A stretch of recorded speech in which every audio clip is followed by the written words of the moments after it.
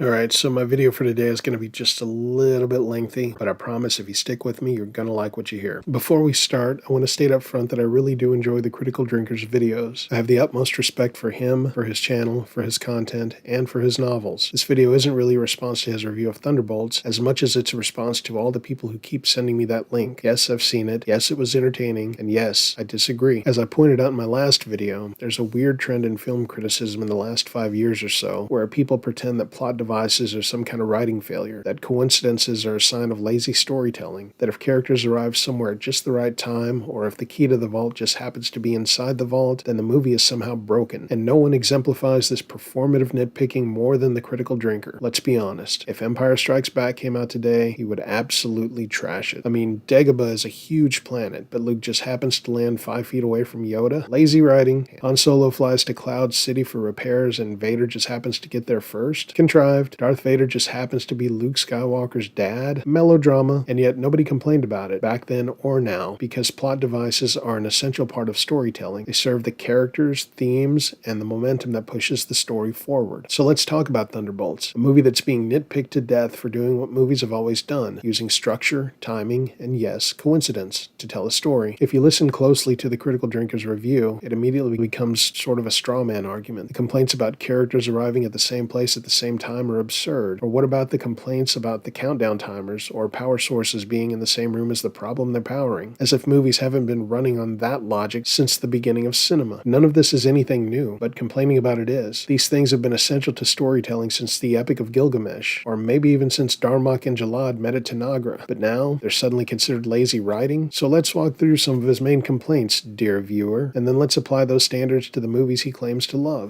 Complaint number 1. It's too convenient that all the characters show up at the vault at the same time. Which brings me to today's first lesson in vocabulary. Willful ignorance. A decision made in bad faith to avoid becoming informed about something so as to intentionally avoid having to come to an unwanted conclusion that such information might prompt. In Return of the Jedi, Luke, Leia, Chewie, Lando, R2, and 3PO all arrive at Jabba's palace separately under different disguises with no coordination, and somehow their individual plans all converge perfectly at the exact right time to rescue Han Solo. And nobody calls that lazy. But in Thunderbolts, when all the characters arrive at the vault at the same time, after being sent there by the same person on purpose, suddenly it's a plot hole. Okay, what he failed to mention was that this was not a coincidence. It was a setup. Multiple operatives from the same organization were deployed to the same place at the same time by the same boss. He and a lot of other reviewers seem to have missed that somehow. Complaint number 2. It's so lucky that there was a countdown timer that gave them time to escape. Yes, that's literally how countdown timers work in movies. Create tension, allow narrow escapes, and give heroes a reason to sprint while the audience holds their breath. I think every Tom Cruise movie is built around that trope. In Independence Day, the alien mothership has a built-in countdown to Earth's destruction, and somehow Jeff Goldblum and Will Smith manage to upload a virus, plant a nuke, and escape, all within the final seconds. They even pause to light cigars. Is it realistic? Not even a little bit, but it works, because tension and satisfaction beat realism every time. This is a very common device in this type of storytelling. It's been around for a very long time. It's not something that's brand new and stupid, but also somehow old and cliche that Marvel just came up with. But he knows this. Which brings me to today's second lesson in vocabulary. Disingenuous. Not candid or sincere, typically by pretending that one knows less about something than one really does.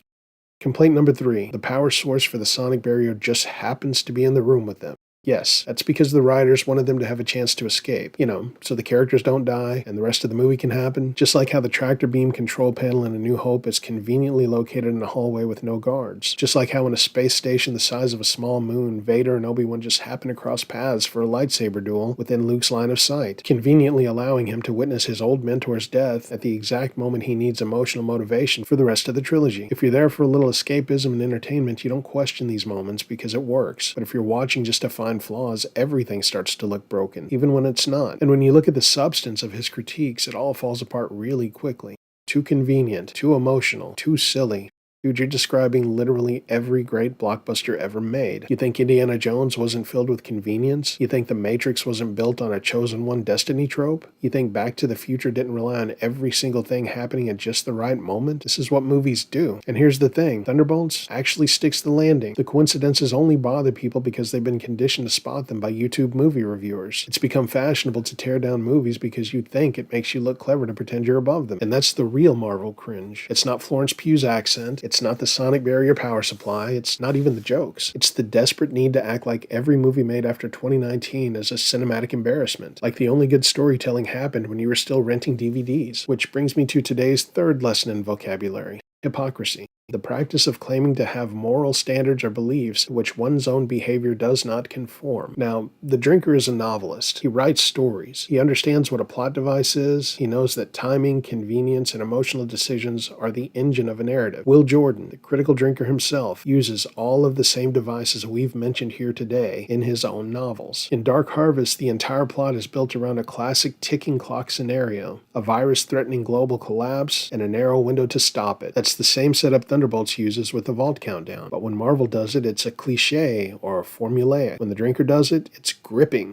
And it doesn't stop there. The characters in Dark Harvest, many of whom have dark, emotionally complex backstories, all converge on the same remote mountain location. Different motivations, different missions, but they all just happen to show up in the same place at the same time where everything unfolds. That's not just coincidence, that's deliberate narrative design. It's the exact same thing he criticized in Thunderbolts. But when they do it, it's treated like narrative sin. And when he does it, it's called smart and chilling. So in Dark Harvest and all of his other novels, you've got the standard genre toolkit: secret agendas, dramatic timing, emotional breakdowns, mysterious figures from the past, and big character reveals that conveniently happen at just the right moment to shift the plot. These are tools of the trade, and the drinker uses them effectively. But pretending he's not relying on the same mechanics that he criticizes, that's just crazy. And here's the thing, I'm not knocking his books. I think they work, because those storytelling tools work when used with purpose, whether it's in a novel or a Marvel movie. The difference is, I'm not pretending they're flaws just because it's fashionable to do so. So let's not pretend this is about narrative discipline. He relies on this. He just doesn't want you to notice when the competition uses the same tools better than he does. Complaint number 4, they cry the bad guy down. First of all, that's an oversimplification. The sentry, Bob, isn't just cried down. He's a character whose trauma mirrors that of the team. The point isn't that they sobbed and magically fixed him. The point is that their shared pain gave them a way in. It's the culmination of the movie's themes, not just a hallmark moment. But let's apply that logic elsewhere. In Empire Strikes Back, Luke's entire arc is built on a single emotional decision, choosing not to join his father. In Return of the Jedi, Vader turns because his son is being tortured in front of him. He makes a last-minute emotional choice, and it changes everything. Darth Vader isn't cried down in this moment. He's reacting to a situation in a very human way, just like the characters in Thunderbolts react to their shared situation. It was a well-written emotional moment that anyone who's ever been there can understand or identify with. When your friends lift you up at your lowest possible moment, that's a powerful thing. And if you disagree, I'm guessing it's because you can't relate, possibly because you don't have any friends. Complaint number 5, the humor undercuts the serious themes. As I have stated, I know that I'm in the minority here, but I like the humor in the MCU movies. Maybe not over-the-top humor like Thor: Love and Thunder, maybe not even like Guardians of the Galaxy, but generally speaking, I enjoy the humor in Marvel movies. It lightens the tension. In my official Thunderbolts review, I mentioned Underworld as a good example of movies that just need to lighten up. Go check out my review if you haven't. And I agree that Marvel's humor can definitely be hit or miss, but Marvel has always done a mix of quips and chaos. And let's not forget, Star Wars pioneered that mix. Han Solo was a walking one-liner machine. C-3PO was comic relief. Even Empire has its fair share of snark. So again, imagine if Empire Strikes Back came out today. Critical drinker would absolutely trash it. Complaint number 6, and this is the final and the dumbest complaint. There are too many coincidences, you guys. I had a guy leave me a comment that said coincidences should be rarely used. If you have a good story, you don't need them. They're only there for plot twists. I couldn't disagree more. Some of the greatest movies of all time use them. I've already mentioned the original Star Wars trilogy, but here's a few more. In The Godfather, Michael visits the hospital and discovers his father is alone and unprotected, just minutes before the assassins arrive. There's no reason that he should be there at that exact moment, but he is, and that one coincidence triggers an entire chain of events that transforms him from outsider to Don. In Alien, the crew picks up a mysterious distress signal and just happens to land on the one moon in the galaxy hiding the perfect killing machine. They investigate, poke around, and bring back the thing that ends them. It's a complete coincidence, and it launched the entire franchise. In Predator, a deadly alien picks a random jungle on Earth to hunt humans, and it just happens to choose the exact patch of forest where Arnold Schwarzenegger and a squad of elite commandos are on a mission. Of all the places it could have landed, it chose the one place filled with guys that can actually fight back. I'd say that's a pretty big coincidence, but I would also argue that it's pretty dang cool. In Back to the Future, Doc Brown just happens to invent time travel on the exact same day Marty's parents first meet, and when Marty gets sent back, he ends up in the one spot where he accidentally stops that moment from happening. Out of all the days in history and all the places in town, it's that one. It's wildly specific and definitely a coincidence, but it still works like a charm. There's a ton of examples. If you want, you can add some in the comments. I'd love to hear them. If I keep going, this video would never stop because, in the words of Steve Rogers, I could do this all day. But somehow Thunderbolts is where we draw the line. Yes, Thunderbolts used all of those tools, but they used them in the right way. They used them to talk about redemption, identity, and connection. The fact that some people missed that doesn't mean the movie failed. It means they weren't really watching the movie for enjoyment. They were watching to find flaws. And just like anything else, if you're looking for something, you can find it. So let's recap our vocabulary words of the day. We have willful ignorance, we have disingenuous, and we have hypocrisy. Now, individually, those things are bad enough, but when someone stacks all three into a film critique, you're no longer dealing with an honest discussion. You're watching a performance. It's plugging your ears, pretending you don't understand the argument, and then calling yourself the smartest guy in the room. It's exhausting, and sadly, it's everywhere. You see it when someone bashes a movie for doing the exact same thing that their favorite films, or even their novels, do all the time. But suddenly this time it's a problem. It's inconsistent, it's disingenuous, and when they get called out, they pretend they don't know. Like it never occurred to them that Star Wars or Indiana Jones relied on the same storytelling shortcuts. Of course they did. They just didn't care until they had a reason to perform outrage. Because the goal is scoring points with the algorithm, not an honest critique. And the worst part?